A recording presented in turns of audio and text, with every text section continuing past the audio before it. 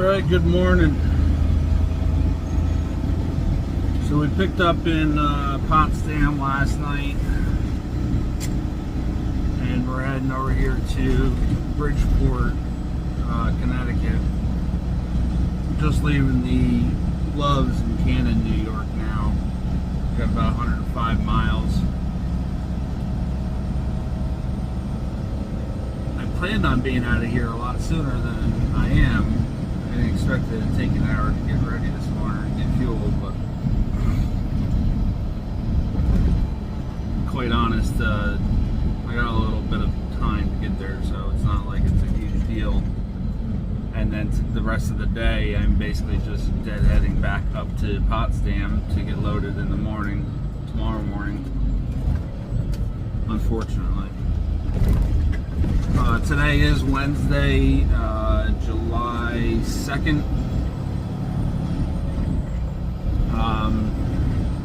I tried getting a load on Monday. There was nothing. I've been looking since Friday. The only thing I saw was the load that I have that I'm picking up tomorrow.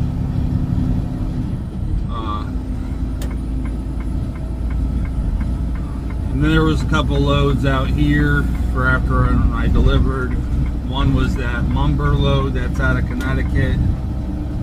There was one going back over to New York, but now there's one going up to Island Pond, Vermont, which blows my mind because there's a huge lumber yard where all the lumber comes off the train there in Island Pond. But it had to have a tarp on it. I can throw my 4 foot tarps on there, but the pay is really bad on it. My other option was to take a load out of North Boston, which was a 171 mile deadhead from where I was going back over to Rome with a 2-stop delivery. That one said rocks. I don't know if it was actually rocks or if it was like pre-cast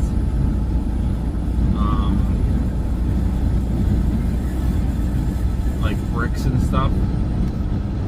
I can't think of the name off the top of my head, but pavers.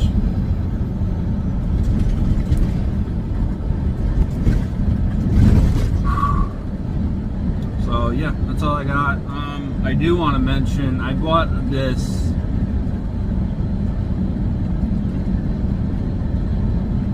tarp patches from I don't remember where it was. I want to say it was a Loves, but it could have been a Pilot Flying J, or it could be at both. I don't know. It's this stuff right here. It's 4 inches. It's Gorilla. Can't really see the inside there. It's made by Gorilla, but they're like tarp patches. And I thought it was just gonna be. like a duct tape, but there's actually a clear film here that you peel off, and then it just sticks to the tarp. And so far, it seems like they're holding up. I'm gonna check them out this morning when we pull the tarp off, and I'll let you know from there. But they seem like they were gonna stick really good.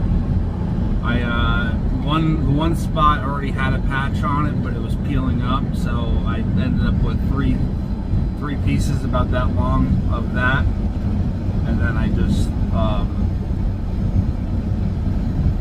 overlapped it by about an inch on each one. That was the biggest section I did, and then the rest was just a couple small pieces.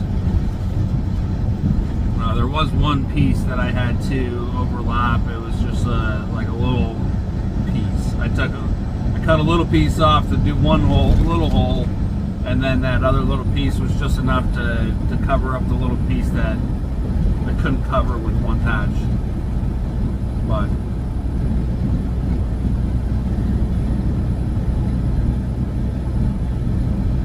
see how they are, and I'll let you know if I recommend them. Like I said, we had 105 miles.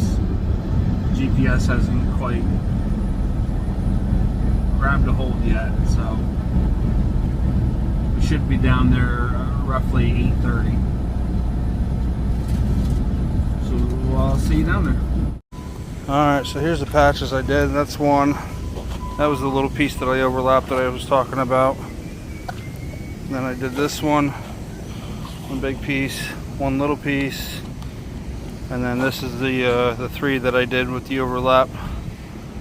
And looks like they held up really good.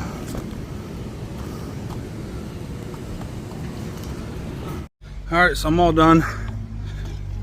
I am anyway. This is the first time though, as you can see, maybe first time they've given me bags and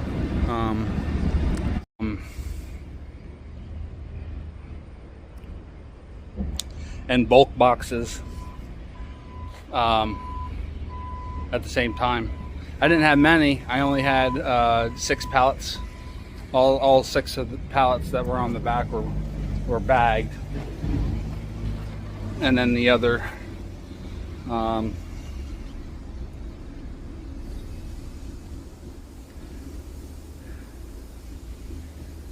20, 18, 14, 16. The other 16 were bulk. 16 bulk and 6 50-pound bags. Pallets of 50-pound bags. So what's that, 40 bags per pallet? 4, 8, 16, 24. So 240 bags.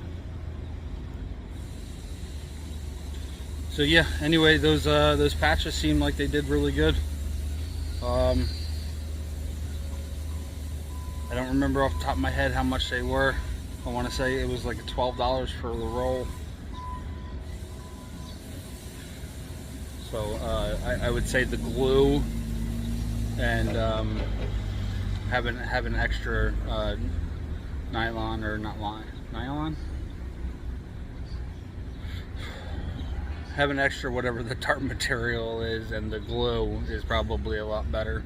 The heat gun does work, but it seems to be more of a temporary fix than a long term. That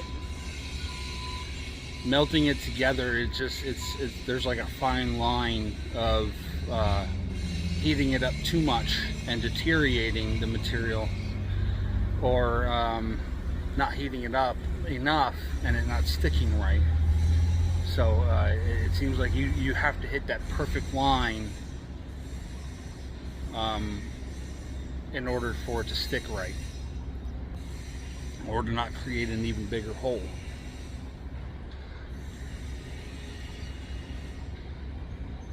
But I think the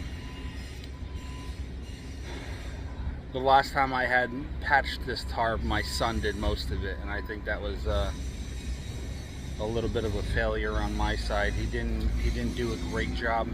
To be fair, it was his first time ever doing it, and I didn't watch over it as close as I should have.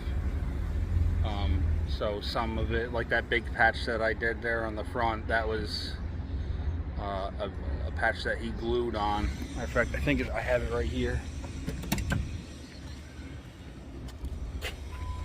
Yeah. He had glued this patch on, and it stuck really good, I think, on this side, but not so much on this corner here. There's like no glue there that I can tell of, but the one side that was still sticking, it was stuck really good. So it could be a mixture of that. It could be a mixture of I didn't let it set long enough before I rolled it up. Either way, he's got 1 pallet left. We're gonna sign and we're gonna get out of here and head right back up to Potsdam. So from here I'll be taking Route 8 up. My GPS didn't grab a hold, so I ended up passing the exit to get off. So I ended up going like 15 miles longer than I needed to this morning. But I'm going to take Connecticut Route 8, whatever it is, all the way back up to 90. And then I'll take that over to 87, 87 up, and then take all the back roads back over to Potsdam. And then I'm just going to stop off at the Loves again for a quick shower. But here's where we're at. And their whole warehouse of glass beads. So that's it. Thanks for watching, guys. Stay safe, and see you in the next one.